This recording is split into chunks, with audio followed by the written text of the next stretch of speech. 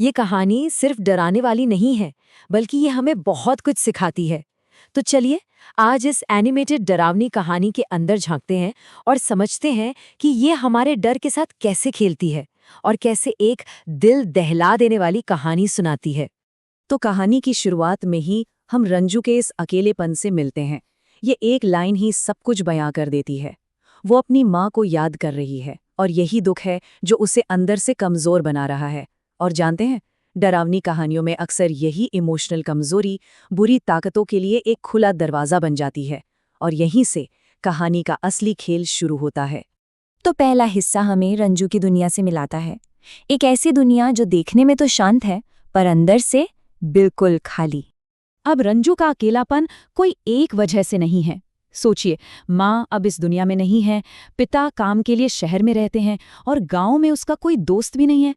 उसकी पूरी दुनिया बस उसकी दादी है। लेकिन माँ की कमी वो एक ऐसा घाव है जो शायद कभी भर नहीं पाएगा। और यहीं पर हमें कहानी का असली टकराव देखने को मिलता है। एक तरफ है उसकी बेरंग अकेली जिंदगी और दूसरी तरफ उसकी सबसे बड़ी सबसे गहरी ख्वाहिश, अपनी माँ का प्यार। पर उसे ये नहीं पता था कि यही ख्वाहिश उसे एक ऐसे जाल की तरफ खींच रही है जिससे निकलना नामुमकिन होने वाला है। अब हर कहानी में एक ऐसा मोड़ आता है जो सब कुछ बदल देता है ना? इस कहानी में वो मोड़ है गांव में पानी की कमी। हाँ, सुनने में ये बहुत छोटी सी बात लगती है, लेकिन यही वो वजह बनती है जो रंजू को घर की सुरक्षा से निकालकर उस अनजान जंगल की तरफ धकेल देती है जहां खतरा उसका इंतजार कर रहा है। तो अब हम कहानी के दूसरे हिस्से में आ गए हैं, कुएं की रहस्यमयी पुकार। और यहीं से रंजू की दुनिया में कुछ ऐसा दाखिल होने वाला है जो इंसानी नहीं है। अब जरा देखिए उस बुरी ताकत ने अपना जाल कितनी चालाकी से बुना है। सबसे पहले वो रंजू की सबसे बड़ी जरूरत को पूरा करती है, उसे माँ जैसा प्यार और अपनापन देती है, और फिर उसे एक राज रखने को कहती है। यही राज उसे उसकी दादी से, मतलब उसकी अकेली सुरक्षा की ढाल से और भी दूर कर देता है। और ये कब्जा ये एक दिन में नहीं हुआ, ये तो जहर की तरह धीरे धीरे फैला। पहले दिन वो सिर्फ एक दोस्त थी, कुछ दिनों बाद रंजू अपनी दादी से कटने लगी और देखते ही देखते वो पूरी तरह से उस चुड़ैल के काबू में आ गई। तो अब आता है कहानी का तीसरा और शायद सबसे भयानक मोड़, वो पल जहां सारे नकाब उतरते हैं और चुड़ैल का असली खौफनाक चेहरा सामने आता है। ये दादी के मन की आवाज है और यहीं से वो शक की पहली दीवार खड़ी होती है। दादी समझ जाती हैं कि कुछ बहुत ही गलत हो रहा है, और हमें भी ये एहसास होने लगता है कि ये खूबसूरत दोस्ती का जो नाटक चल रहा था वो अब खत्म होने वाला है। तो सवाल यही है कि जब दादी ने रंजू का पीछा किया तो उस कुएं पर उन्होंने आखिर देखा क्या? क्या वो सच में कोई दयालु औरत थी या कुछ और?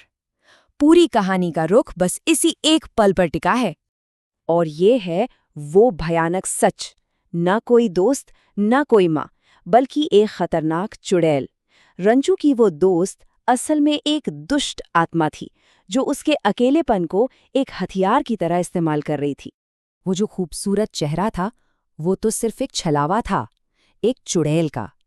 लोक कथाओं में चुड़ैल एक ऐसी दुष्टात्मा होती है जो शिकार करने के लिए कोई भी रूप ले सकती है, और यहाँ उसने रंजू की मासूमियत को ही अपना सबसे बड़ा हथियार बना लिया था। और अब आता है कहानी का शायद सबसे खौफनाक मोड़।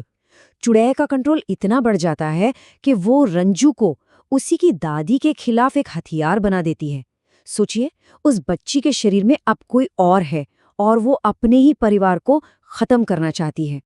तो चलिए, अब हम कहानी के आखिरी हिस्से में चलते हैं, जो इसके दुखद अंत और बलिदान की एक महान कहानी पर जाके खत्म होता है। अब चुड़ैल रंजू के शरीर पर पूरी तरह से हावी हो चुकी है।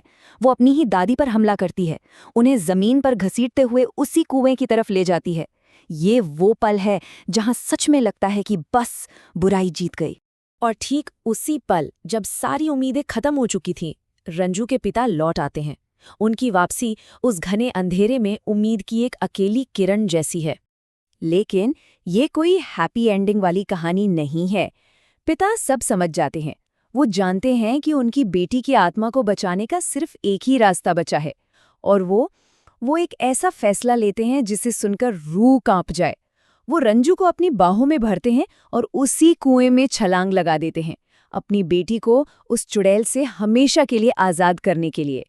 2 जाने, सिर्फ एक आत्मा को बचाने के लिए 2 जिंदगियां कुर्बान हो गईं।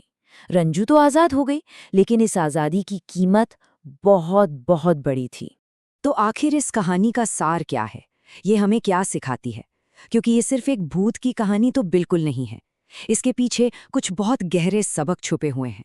ये कहानी असल में अच्छाई बुराई से ज्यादा इंसानी भावनाओं की है।